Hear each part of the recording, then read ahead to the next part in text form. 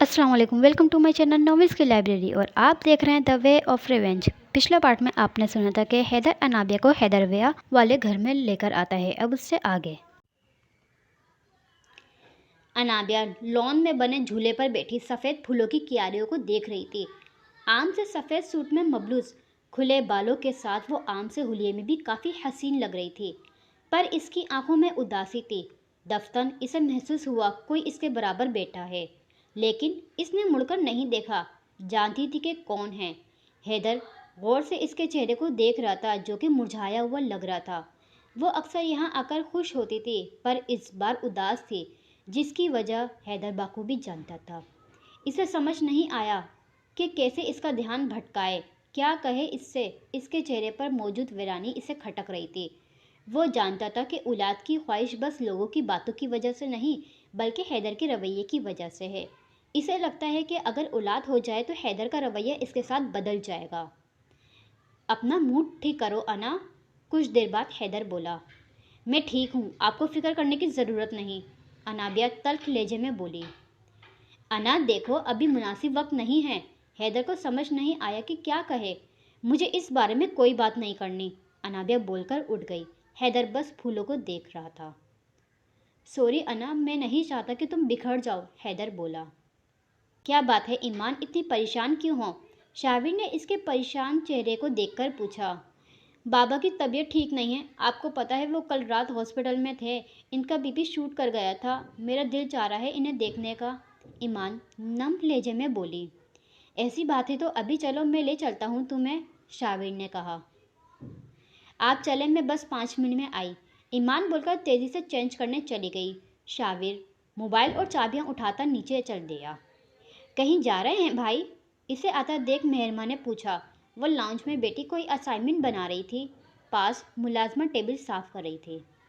हाँ, वो ईमान को लेकर जा रहा हूँ, अंकल की तबीयत ठीक नहीं है, शाविर ने कहा, जिससे मुलाजमा के हाथ एक लम्हे को थमे। फिर वो उठकर किचन में चल दी। चलें, ईमान हिजाब को पिनअप करती बोली। हाँ चलो, शाविर ने कहा, जिस पर वो दोनों बाहर निकल गए। शाविर मुसलसल ड्राइव करते हुए इसके परेशान चेहरे को देख रहा था। दफ्तन इसका मोबाइल बजा। वो इग्नोर करने वाला था, पर हैदर की कॉल देखकर रुका। हेलो जी भाई, शाविर ने फ़ोन कान से लगाकर बोला। गाड़ी वापस मोड़ो, हैदर हकीमा लहजे में बोला। पर भाई हम तो, क्या तुमने सुना नहीं? हैदर गुस्से से बोला।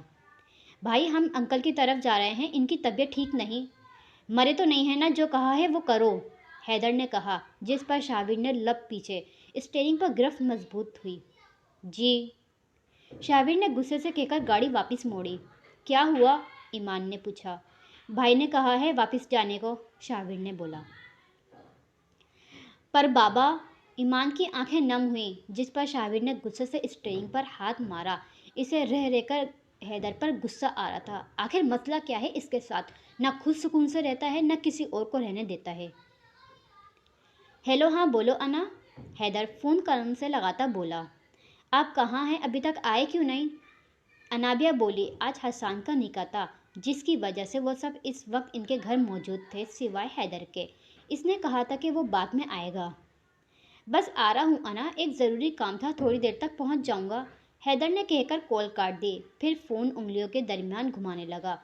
वो इस वक्त अपने ऑफिस में था, कोट कुर्सी की पश्त से लटकाए। वो किसी गहरी सोच में था। दफ्तन इसने एक नंबर मिलाया। यस सर, दूसरी तरफ से आवाज़ गूंजी।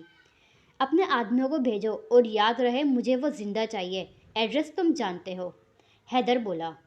ओके सर, मुकाबिल ने कहकर कॉल काट दी। हैदर ने एक नज़र फ़ोटो फ्रेम को देखा, फिर सामने पड़ी फाइल को। ये सब मेरा हक है, हैदर खुद से बोला, जैसे तसल्ली दी हो। फिर कोट और फाइल उठाता बाहर निकल गया। हेलो हसन, कहाँ हो तुम? अभी तक आए क्यों नहीं? यहाँ सब इंतज़ार कर रहे हैं, नसरीन बेगम ने कहा। मामा बस आ रहा हूँ, गाड़ी ख़राब हो गई थी, हसन बोला। चलो जल्दी पहुँचो, नसरीन बेगम ने कहकर कॉल काट दी। जल्दी चलाओ गाड़ी, इतनी देर क्यों लगा रहे हो? हसन ने ड्राइवर से कहा। यस सर, ड्राइवर ने बेक मिनट से इसे देखकर कहा। हसन ने सीट की पश्त से टेक लगाकर आंखें मोड़ ली। इसे एहसास ही नहीं हुआ कब गाड़ी घर के बजाय किसी और रास्ते पर रवाना हो गई। चौंका तो जब गाड़ी झटके से रुकी। یہ کہاں لے آئے تم مجھے؟ حسان ویران سے فارم ہاؤس کو دیکھ کر بولا۔ سر نیچے اتریں، ڈرائیور نے بولا۔ میں کہہ رہا ہوں چلو یہاں سے، مجھے گھر پہنچنا ہے۔ حسان کو پاس کہیں سے خطرے کا سگنل مل رہا تھا۔ سر نیچے اتریں ورنہ، ڈرائیور نے اس پر پستول تانی۔ اچھا اتر رہا ہوں، اسے ہٹاؤ۔ حسان ہاتھ کھڑے کرتا باہر نکلا جہاں دو آدمی پہلے ہی کھڑے تھے۔ کوئی چالاکی نہیں ورنہ انجام کے ذمہ دار تم خود ہوگے۔ ان دو میں سے ایک بولا۔ دیکھو تمہیں جو چاہیے لے لو، میں ایک امیر آدمی ہوں، میں تمہیں منہ بولی رقم دے سکتا ہوں، لیکن مجھے جانے دو۔ حسان بولا۔ اسے سمجھ آ چکی تھی کہ وہ کس کے قبضے میں ہے۔ لیں گے، ضرور لیں گے، تمہاری حرام کی ناجائز کمائی کا ایک ایک روپیہ رکھ لیں گے، پر پہلے تمہیں کسی سے ملوانا ہے، چلو اندر۔ ان میں سے ایک بولا، پھر وہ اسے اندر لیے چل دیے۔ اندر تاریخ کھول کے بیچوں بیچ انہوں نے اسے کرسی پر باندھ دیا تھا۔ اب دور سے ایک طرف کھڑے تھے۔ یہ ٹھیک نہیں کر رہے، میں کہتا ہوں جانے دو مجھے، حسان بولا۔ کسی نے غور نہیں کیا، پر اس کے ہاتھ میں ایک خنجر تھا جو کہ وہ اکثر اپنے پاس رکھتا تھا۔ گاڑی سے نکلنے سے پہلے اس نے یہ اپنے کوٹ کے بازو میں چھپا لیا تھا اور ابھی اسی کی مدد سے وہ تقریباً اپنے ہاتھ کھول چکا تھا۔ دفتر دروازہ کھلا اور حسان کی سانس مانو سینے میں اٹک گئی۔ جس کا ڈر تھا وہی ہوا، وہ حیدر کے شکنجے میں تھا، جس سے اس کا باپ بھی بچ نہ پایا تھا۔ کیسے ہو حسان؟ کوئی پریشانی تو نہیں ہوئی؟ حیدر ساپٹ لہجے میں بولا۔ مجھے جانے دو حیدر، حسان دائیں ہاتھ میں مضبوطی سے خنجر پکڑے بولا۔ تم اپنی خطا جانتے ہو پھر بھی یہ بات کر رہے ہو؟ حیدر بولا۔ دیکھو میں نے جو کیا بابا کے کہنے پر کیا، میرا اپنا کوئی ایسا ارادہ نہیں تھا، حسان نے کہا۔ خنجر پر گرفت مضبوط تھی۔ لیکن فائدہ تو تم سب نے اٹھایا تھا نا، میرا اور میرے بھائیوں کا حق چھینا، بھول گئے سب؟ حیدر بولا، لہجہ ساپٹ تھا پر چہرے پر سختی تھی۔ مجھے معاف کر دو حیدر، پلیز مجھے جانے دو، حسان بولا۔ اسے اپنی موت دکھائی دے رہی تھی۔ حیدر نے کچھ پل اسے دیکھا، پھر پاس کھڑے آدمی کو جانے کا اشارہ کیا۔ خود چلتا ہوا پانی کے بڑے سے ڈرم کے پاس آیا۔ میرے ساتھ جو تم نے کیا وہ قابل معافی نہیں، تم نے مجھے بہت دکھ دیے، لیکن سب سے بڑا دکھ تم جانتے ہو کون سا دیا تم نے مجھے؟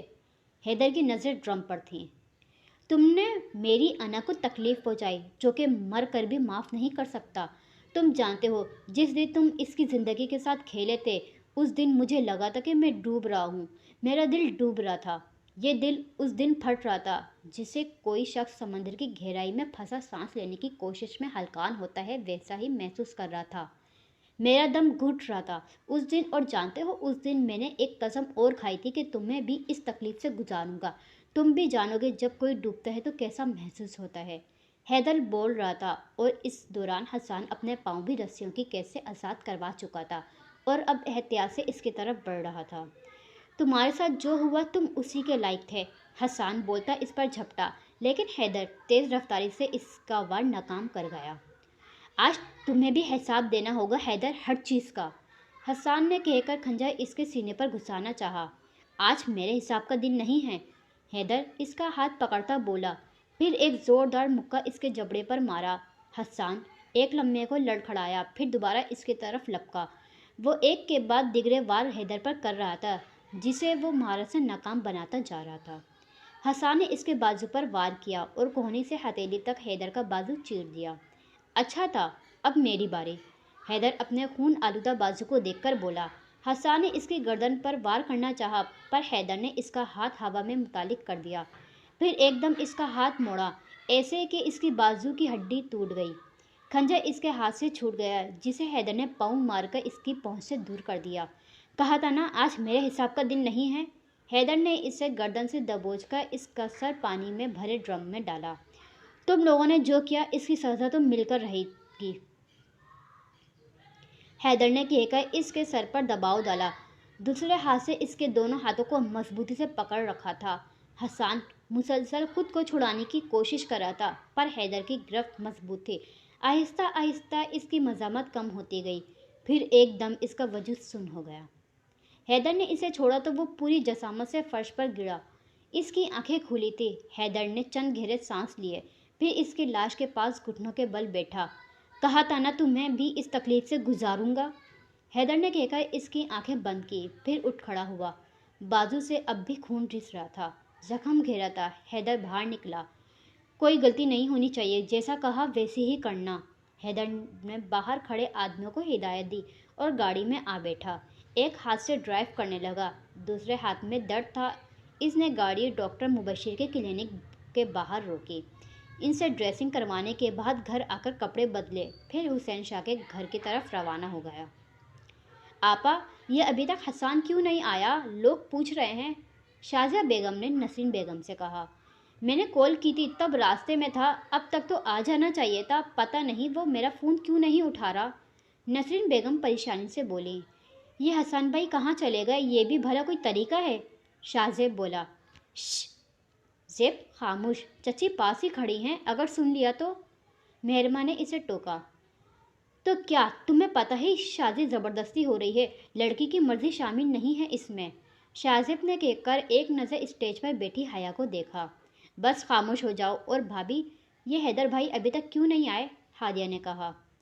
پتہ نہیں، بول رہے تھے کہ کوئی ضروری کام ہے، انابیہ بولی۔ اتنے میں حیدر آتا دکھائی دیا۔ لو آ گئے بھائی، شامر بولا۔ شاہور نے جبکہ غصے سے منہ موڑ لیا۔ حیدر کی اس دن کی حرکت وہ بھولا نہیں تھا۔ کیا نکاح ہو گیا؟ حیدر نے پوچھا۔ نہیں، ابھی حسان بھائی نہیں آئے، پتہ نہیں کہاں چلے گئے۔ مومانی جان بھی پریشان ہو رہی ہیں، انابیہ نے کہا۔ آ جائے گا، ویٹ کرتے ہیں، حیدر بولتا آگے بڑھ گیا۔ اس کے ساتھ ساتھ انابیہ بھی چل دی۔ اس بات سے انجان کی کھڑکی سے جھانکتے دو آنکھوں اسے ہی دیکھ رہی تھی۔ کچھ پتہ چلا کہ وہ کیوں نہیں آیا؟ حیدر نے سرسری سا پوچھا۔ نہیں، انابیہ بولی۔ اس کے لہجے میں اب بھی ناراضگی کا عنصر تھا۔ حیدر نے ایک نظر بغور اس کا جائزہ لیا۔ آسمانی رنگ کی لانگ فراک پہنے، حجاب کیے، وہ حیدر کو پہلی ملاقات والی انابیہ لگی۔ چہرہ میک اپ سے پاک، بالکل پاک تھا، پر ناراضگی سے بھرپور تھا۔ اس واقعے کے بعد ان میں بول چال تقریباً بند تھی۔ حیدر نے کچھ پل اسے دیکھا، پھر ایک دم خود پر کسی کی نظر محسوس ہوئی۔ اس نے آس پاس دیکھا، پر ہر کوئی آپس میں مصروف تھا، کوئی نہیں دیکھ رہا تھا ان کی طرف۔ دفتن اس کی نظر دوسری منزل پر موجود کمرے پر پڑی، جس کی کھڑکی باہر لون سے کھلتی تھی۔ کھڑکی کے آگے سفید پردے تھے۔ حیدر نے غور کیا، وہ پردہ ہل رہے تھے، یعنی کوئی پہلے وہاں کھڑا نیچے دیکھ رہا تھا۔ ایک لمحہ لگا تھا اسے بات سمجھنے میں۔ اس نے ایک نظر پاس کھڑی انابیہ کو دیکھا، جو کہ خفا خفا سی آس پاس دیکھ رہی تھی، پھر ارد گرد کا جائزہ لیا۔ اس کا کوئی گارڈز وہاں نہیں تھا، زوریز بھی اس کے کام کے سلسلے میں شہر سے باہر تھا، اور حسن بھی یہاں موجود نہیں تھا۔ اس کی امی کڈنی پیشنٹ تھیں، ہر ہفتے ان کے ڈائلیسس ہوتے تھے، اس لیے وہ ہر ہفتے میں ایک چھٹی کرتا تھا۔ حیدر کو سمجھ نہیں آیا کیا کرے، وہ جانتا تھا کہ کھڑکی میں کھڑا شخص کون تھا۔ اس کا دل ایک دم گھبرایا۔ اسے اپنی فکر نہ تھی، فکر اپنے گھر والوں کی تھی، خاص کر انابیہ کی۔ دفتن اس کے دماغ میں ایک خیال آیا۔ اس نے کوٹ کی جیب سے ایک ڈبی نکالی، جس میں ایک باریک نیکلیس تھا۔ یہ حیدر کی امی کا تھا۔ انا، حیدر نے خاموش کھڑی انابیہ کو پکارا۔ جی، انابیہ بولی۔ تم نے گلے میں کیا پہنا ہے؟ حیدر نے پوچھا۔ کچھ بھی نہیں، حجاب کی وجہ سے کچھ دکھائی نہیں دیتا تو پہننے کا کیا فائدہ؟ انابیہ بولی۔ یہ لو۔ حیدر نے ڈبی اس کی طرف بڑھائی۔ انابیہ نے چونک کر اسے دیکھا۔ میں اس کا کیا کروں گی، یہ تو چھوٹی مامی کا ہے، انابیہ نے کہا۔ پہن لو، انہوں نے اپنی بہو کو ہی دینا تھا، حیدر نے کہا۔ انابیہ کو خوشی ہوئی، پر ظاہر ہونے نہیں دیا۔ گھر جا کر پہن لوں گی، انابیہ نے کہا۔ گھر جا کر پہننا ہوتا تو دیتا بھی تبھی، ابھی پہنو، حیدر نے کہا۔ انابیہ نے ایک نظر اسے دیکھا، پھر نیکلیس پکڑ کر حجاب کی اندر سے ہی پہن لیا۔ چہرے پر غصہ موجود تھا۔ بھلا یہ بھی کوئی طریقہ ہے تحفہ دینے کا؟ اسے کبھی تاڑنا مت سمجھی، حیدر نے کہا۔ جی، انابیہ بول کر اسٹیج کو دیکھنے لگی۔ حیدر نے اس کی ناراضگی نوٹ کی تھی، تبھی دھیرے سے اس کا ہاتھ تھاما۔ انابیہ ایک دم چونکی۔ اس نے حیدر کے ہاتھ کی طرف دیکھا جہاں پٹی بندھی ہوئی تھی۔ حیدر، یہ کیا ہوا؟ یہ چوٹ کیسے لگی؟ انابیہ اس کا ہاتھ پکڑ کر بولی۔ ساری ناراضگی ایک دم اڑن چھو ہو گئی۔ کچھ نہیں ہوا انا، چھوٹا سا ایکسیڈنٹ ہو گیا تھا، ٹھیک ہوں میں، हैदर ने कहकर हाथ छुड़वाना चाहा, पर अनाबिया ने गिरफ्त सख्त कर ली। इतनी ज़्यादा चोट लगी है आपको, आपने पहले क्यों नहीं बताया? चले घर चलते हैं, अनाबिया फिक्रमंदी से बोली। रिलैक्स अना, मैं बिल्कुल ठीक हूँ, आते हुए डॉक्टर के पास से होकर आया हूँ, परेशानी की कोई बात नहीं, हैदर ने कहा। चले घर चलें, आपको रेस्ट की ज़रूरत है, अनाबिया ने कहा, हाथ अभी भी थामे रखा था। अना, मैं ठीक हूँ, क्यों परेशान हो रही हो? हैदर ने इसके गल पर हाथ रखकर कहा, इसका ये अमल किसी को तेज दिला गया। नहीं, मेरा दिल मुतमईन नहीं हो रहा, चले ना चलते हैं, अनाबिया ज़िद्दीपन से बोली। इससे पहले कि हैदर कोई जवाब देता, एकदम लॉन में शोर सा उठा। वो दोनों इस जानिब लपके जहाँ शाज़िया बेगम और इनके शोहर नसरीन बेगम पर बरस रहे थे। कोई शर्म बाकी है तुम लोगों में? तुम्हारा बेटा यूं निकाह के वक्त भाग गया। अरे अगर यूं ही करना होता तो रिश्ता क्यों मांगा? खुद तुम्हारा बेटा बैरूनी मुल्क भाग गया यह कहकर के वो ये शादी नहीं करना चाहता। अरे मेरी बेटी को क्यों रुसवा कर दिया भरी महफिल में? तुम लोगों में शर्म नाम की कोई चीज़ ही नहीं है, नसरीन बेगम ने कहा। हसन का मैसेज मिला था नसरीन बेगम को, जिसमें लिखा था कि वो दुबई जा रहा है और ये कि वो ये शादी नहीं करना चाहता है, जिसके बाद शाज़िया बेगम तो आपे से बाहर हो गई थी। अरे मुंह बंद करो, जितना तुम्हें दुख है अपनी बेटी का सब पता है मुझे। तुम्हें दुख अपनी बेटी का नहीं बल्कि पैसों का है, नसरीन बेगम भी बोली। हैदर ने एक नज़र स्टेज पर बैठी हया को देखा, जिसकी आंखों में ज़ारो कतार आंसू थे। फिर आसपास देखा, हर जबान तंजो मज़ा में मसरूफ़ थी, हर कोई लड़की में नुक्स निकाल रहा था, जबकि इसका तो इस सब से कोई कसूर ही नहीं था। हैदर ने एक नज़र हया को देखा, फिर अगले ही लम्हे इसकी नज़र शाज़िब पर पड़ी। दिमाग जैसे एक नतीजे पर पहुंचा। शाज़िब इधर आओ मेरे साथ, हैदर ने कहकर इसे एक तरफ बुलाया। अनाबिया जबकि इसके नज़रों के हसान में थी। जी भाई भोले, शाज़िब ने कहा। शाज़िब, हसन नहीं आएगा और ये लोग चीखों पुकार करके मज़ीद अपनी इज्जत मिलामिट कर रहे हैं।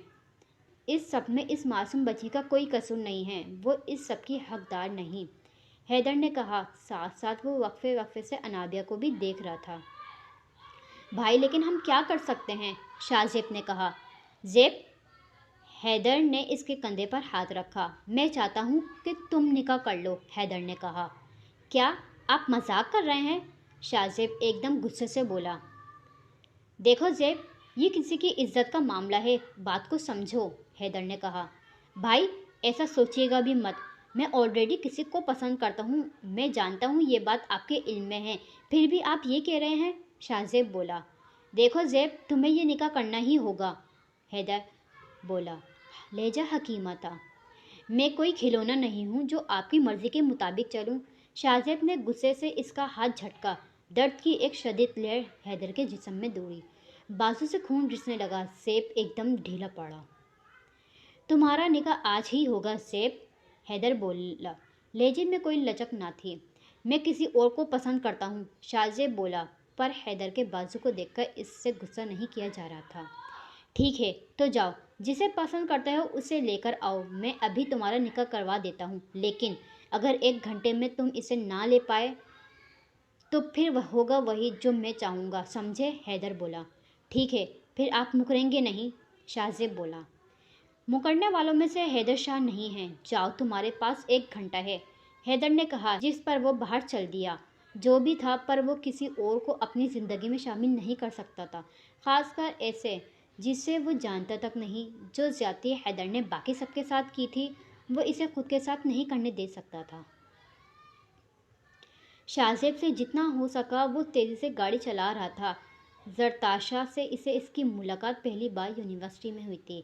वो एक ड्राइवर की बेटी थी, काफ़ी सादा और मासूम सी थी। शाज़िब तभी से इसे पसंद करता था और ये पसंदगी 2 तरफ़ा थी। ज़रताशा का बाप भी इस सबसे वाकिफ़ था। वो खुददार आदमी था। अपनी बेटी की पसंद को देखते हुए इसने शाज़िब से कहा था कि वो इज्जत से इसे ब्याह कर ले जाए। ज़रताशा की अम्मी का सालों पहले इंतकाल हो चुका था। रिश्तेदारों में सिर्फ एक फूफो थी जो इसे कुछ ख़ास पसंद नहीं करती थी, क्योंकि इनका बेटा अमेरिका में था, जिसके बायस इनके हालात और इनके हालात में फ़र्क था। यही वजह थी कि वो इन्हें कम हैसियत जानकर इनसे एतराज़ बरतती थी। शाज़िब ने एक कच्चे से मकान के सामने गाड़ी रोकी। वो तेज़ी से बाहर निकला। اس سے پہلے کہ وہ دستک دیتا دروازے پر تالا دیکھ کر ٹھٹکا، پھر گھڑی دیکھی۔ صرف 40 منٹ باقی تھے۔ اسے سمجھ نہیں آئی کہ یہ کیا کرے۔ تبھی اس نے ساتھ والے گھر کے دروازے پر دستک دی۔ جی کہیں۔ ایک خاتون باہر آئی بولی۔ وہ یہ حماد صاحب کہاں چلے گئے ہیں؟ شاہ زیب نے پوچھا۔ تم کون ہو اور کیا کام ہے تمہیں ان سے؟ ان خاتون نے پوچھا۔ دیکھیں، میں ان کا ایک جاننے والا ہوں، مجھے ان سے ضروری کام ہے، پلیز بتائیں کہ وہ کہاں ہیں؟ شاہ زیب بولا۔ کیا جاننے والے؟ پتہ نہیں ان فقیروں کے ایسے امیر کبیرے جاننے والے کہاں سے آتے ہیں۔ خیر تم پوچھ رہے ہو تو بتا دیتی ہوں، وہ امریکہ چلے گئے ہیں، وہ بھی کسی جاننے والے کی مدد سے، ان خاتون نے کہا، جسے سن کر شاہ زیب کا تو جیسے سانس ہی رک گیا تھا، لب بے یقینی سے کھل گئے۔ وہ ایک دم گمسم ان کا چہرہ دیکھتا گیا، پھر دفتن چونکا۔ آپ جانتی ہیں کہ کس نے بھیجا ہے ان کو؟ شاہ زیب نے پوچھا۔ ارے ہمیں کیا پتہ، پھنسا لیا ہوگا کسی امیر سامی کو، وہ خاتون بولی۔ یہ دیکھیں، کہیں یہ تو نہیں تھے؟ شاہ زیب نے موبائل نکال کر ان کے سامنے کہا، جہاں حیدر کی تصویر تھی۔ ہاں یہی تھا، بس ایک بار ہی آیا تھا یہاں، میں نے چھت سے دیکھا تھا، ان خاتون نے کہا، جس پر شاہ زیب کا دل ڈوب کر ابھرا، آنکھوں میں بے یقینی تھی۔ حیدر نے اس کے ساتھ بھی وہی کیا تھا جو باقی سب کے ساتھ کیا تھا۔ اس نے کیا ایسے سوچ لیا تھا کہ جو حیدر باقی سب کے ساتھ یہ کر سکتا ہے، وہ اسے کیوں کر اس کی محبت پانے دے گا؟ بامشکل خود کو گھسیٹتا وہ گاڑی میں بیٹھا۔ اب سوائے خود کو قسمت کے رحم و کرم پر چھوڑنے کے اور کوئی چارہ نہیں تھا۔ وہ تھکے قدموں سے واپس حسین شاہ کے گھر میں داخل ہوتے ہی اس کی نظر حیدر شاہ پہ پڑی، جو کہ شاید اسی کا منتظر تھا۔ شاہ زیب کی آنکھوں میں سرخی اتری، اس نے غصے سے مٹھیاں بیچی۔ اگر سامنے کھڑا شخص اس کا بھائی نہ ہوتا تو وہ اب تک کچھ کر گزرتا۔ حیدر نے اسے اسٹیج کی طرف جانے کا اشارہ کیا، باقی سب کو وہ شاید پہلے ہی قائل کر چکا تھا، تبھی سب اسے دیکھ رہے تھے۔ وہ شائستہ چال چلتا اسٹیج پر آ بیٹھا۔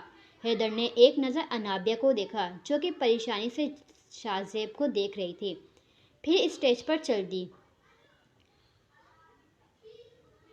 تھوڑی دیر بعد نکاح کی رسم ادا ہوئی۔ شاہ زیب نکاح کے فوراً بعد ہی اٹھ کے گیا اور لمبے لمبے ڈاک بھرتا باہر چل دیا۔ انا، حیا کو اندر لے جاؤ، حیدر نے انابیہ سے کہا۔ جی، انابیہ بول کر حیا کو لیے اندر چل دی۔ حیدر نے اسے نظروں کے حصار میں رکھا، یہاں تک کہ وہ نظروں سے اوجھل ہو گئی تھی۔ ایک دم اس کا دل گھبرایا، پر پھر وہ سر جھٹک کر آس پاس دیکھنے لگا۔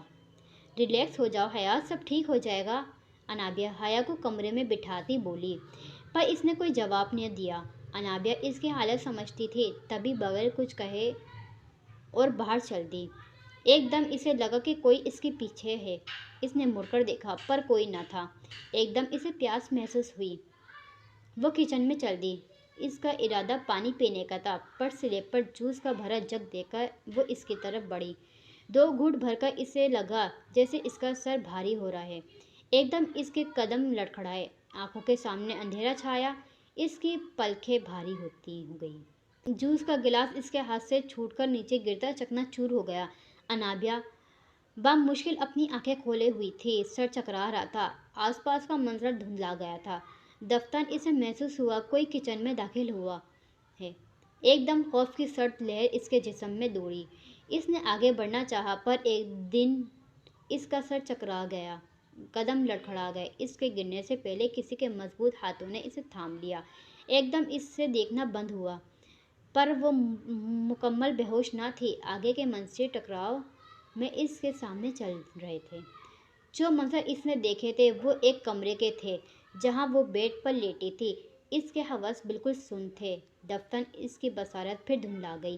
پھر جو منظر اس نے دیکھا وہ کسی کی نیلی آنکھیں تھیں، جو کہ اس پر جھکا اس سے بڑے غور سے دیکھ رہا تھا۔ انابیہ کو ایک دم ڈر محسوس ہوا۔ اس نے اٹھنا چاہا، پر جسم میں طاقت نہ تھی۔ پھر ایک دم اس کا سر چکرایا، لیکن خوف نے اسے بے ہوش نہیں ہونے دیا۔ ہونٹوں سے الفاظ نہیں نکل پا رہے تھے۔ دفتن اس شخص نے اس کے گال پر ہاتھ پھیرا۔ خوف کی ایک لہر اس کے وجود میں دوڑی۔ حیدر! انابیہ کے لب حرکت میں آئے۔ وہ لمس انجان تھا، ہونٹوں سے خود بخود اس کا نام نکلا، جس سے مقابل کی آنکھوں میں ایک دم سرخی اتری۔ اس نے سختی سے اس کا منہ دبوچا، अनाबिया के हवस एक बार फिर सुन हो गए। तकलीफ से इसकी आंखों में आंसू आ गए। दफ्तन इसे महसूस हुआ कि इसके चेहरे पर गिरफ्त नहीं है। हैदर, वो एकदम चीख कर उठी। अना, क्या हुआ, ठीक हो तुम? हैदर, जो कि कुर्सी पर बैठा था, एकदम उठकर इसके पास आया। अनाबिया ने आसपास देखा। वो इसका बेडरूम था, हैदर बिया वाला। अना, क्या हुआ? हैदर के बोलने पर इसने इसे देखा, फिर एकदम इसके सीने से जा लगी। रिलैक्स अना, तुम्हें कुछ नहीं हुआ। हैदर इसके बाल सहलाता बोला। आपको पता है, मैंने बहुत बुरा ख्वाब देखा है। कुछ देर बाद अनाबिया बोली। भूल जाओ ख्वाब। देखो, मैं पास हूँ तुम्हारे, यहाँ कोई नहीं, हैदर ने कहा। लेकिन हम यहाँ कैसे आए? हम तो, अनाबिया आसपास देखती बोली। तुम्हें पता तो है कि तुम्हें ऑरेंज से एलर्जी है, फिर भी तुमने वो जूस पिया। इतनी लापरवाही, अगर कुछ हो जाता तो, हैदर ने कहा। तो क्या मैं इसलिए बेहोश हुई थी? अनाबिया बोली। हाँ, तुम नींद में भी मुसलसल बोल रही थी, तो मैं तुम्हें इधर ले आया। अब रेस्ट करो, चलो शाबाश, लेट जाओ। हैदर ने कहकर इसे लिटाया। खुद उठने लगा जब अनाबिया ने एकदम इसका हाथ थामा। इसने सवालिया नज़रों से इसे देखा। मुझे डर लग रहा है, प्लीज़ मेरे पास रहें, अनाबिया ने कहा, जिस पर हैदर ने इसके बराबर लेटते हुए इसने अपने हसार में ले लिया। डरो नहीं अना, मैं हूं ना, किसी को छूने भी नहीं दूंगा तुम्हें, हैदर बोला। कुछ देर बाद इसके सोने का यकीन करके बाहर बालकनी में आकर सिगरेट के कष्ट लेने लगा। इसने मुड़कर एक नज़र सोई अनाबिया को देखा, जो इस सबको एक ख्वाब समझ रही थी, लेकिन वो हकीकत था। वो वाकई अगवा हो गई थी। हैदर की एक लम्हे की गफलत इससे अनाबिया को छीनने वाली थी। सिगरेट का धुआं यूं ही हवा में उड़ता रहा। इसे देखते हुए हैदर का जहन चंद घंटे पहले पीछे चला गया। दफ्तन इसे महसूस हुआ कोई किचन में दाखिल हुआ है। एकदम खौफ की लहर, सर्द लहर इसके जिस्म में दौड़ी। इसने आगे बढ़ना चाहा, पर एक दिन इसका सर चकरा गया। कदम लड़खड़ा गए। इसके गिरने से पहले किसी के मजबूत हाथों ने इसे थाम लिया। सियाह हुडी पहने, मास्क लगाए, नीली आंखों वाला शख्स गौर से इसके चेहरे को देख रहा था। फिर इसे लिए पीछे दरवाजे से बाहर निकल गया, जहाँ एक गाड़ी पहले ही खड़ी थी। वो अनाबिया को लिए कच्चे रास्तों से होते हुए एक छोटे से घर में लेकर आया, जहाँ चंद सादा सा लिबास अफराद मौजूद थे। वो अनाबिया को लिए एक कमरे में आया, इसे बेड पर लिटाकर बाहर निकल गया। अपने आदमी को कहो कि अलर्ट रहे, आसपास नज़र रखे, कोई भी आता दिखाई दे तो इत्तला दे, वो बोलकर अंदर चल दिया। इसने बेड पर लेटी अनाबिया को देखा, फिर चलते हुए इसके पास आ बैठा। इसने एहतियात से इसकी उंगली से अंगूठी उतारी, फिर एहतियात से इसकी कलाई से बंधी घड़ी उतारी। इन दोनों को हथेली में रखकर देखा। दोनों में ट्रेसर था। तीसरा ट्रेसर अनाबिया के मोबाइल में था, जिसे वो घर पर ही छोड़ आया था। अब हैदर के लिए इसे ढूंढना मुमकिन नहीं था। इसने बगौर अनाबिया का जायज़ा लिया। वक्त ने तुम्हें मज़ीद हसीन बना दिया है। वो शख्स तुम्हारे काबिल नहीं है, तुम्हें तो मेरी दस्तरस में होना चाहिए था। इसने कहकर इसके गाल पर हाथ फेरा तो अनाबिया के जिस्म में एकदम जैसे करंट दौड़ा। हैदर, इसके लबों से फिसला, जिससे मुकाबिल की आंखों में एकदम खून उतरा। जिससे मोहब्बत हो, इसके मुंह से किसी और का नाम सुनना मौत के बराबर था। खामोश, खबरदार, जो उसका नाम लिया तो तुम सिर्फ मेरी हो, तुम पर सिर्फ मेरा हक है, समझी? अगर अब इसे पुकारा तो जान ले लूँगा। वो इसका मुंह दबोचे बोला। तभी दरवाज़ा नोक हुआ। वो इसे छोड़ता बाहर निकल गया। क्या है? वो बाहर आता बोला। सर, वो हैदर इस तरफ आ रहा है, गार्ड्स ने इतला दी। क्या बकवास कर रहे हो? इसे यहाँ का कैसे पता चला? वो बोलता बाहर देखने लगा, जहाँ हैदर की गाड़ी मिट्टी उड़ाती आ रही थी। लानत हो तुम पर हैदर, वो बोलकर तेजी से बेसमेंट की तरफ बढ़ा। इसके पीछे बाकी आदमी भी उतरे। यकीनन सबको जान प्यारी थी। वो सब बेसमेंट में मौजूद खुफिया रास्ते से निकल गए। हैदर काफ़ी देर से अनाबिया का इंतज़ार कर था। इसका दिल बेचैन सा था। जब मज़ीद इंतज़ार ना हुआ तो अंदर चल दिया। अंदर जाकर इसने एक कमरे का बाहर पहुंचकर नॉक किया। बेटा, अनाबिया कहाँ है? वो तो काफ़ी देर पहले चली गई थी। हया के बोलने पर हैदर को लगा जैसे इसका सारा खून खुश्क हो गया। वो तेज़ी से बाहर को लपका। इसने पूरा घर देखा, पर वो इसे कहीं नहीं मिली। दफ्तन वो किचन में आया, जहाँ गिलास के टुकड़े देखकर वो सारा माजरा समझ गया। हैदर ने स्लीपर पकड़ा, इसका फ़ोन उठाया। वो अगवा हो गई थी। हैदर समझ गया। वो तेज़ी से बाहर निकला। इसने तेज़ी से लॉन अबूर किया। बाहर निकलकर गाड़ी स्टार्ट की। نہ اس کے ساتھ زریر تھا نہ ہی حسن، اس کا دماغ آف ہو رہا تھا۔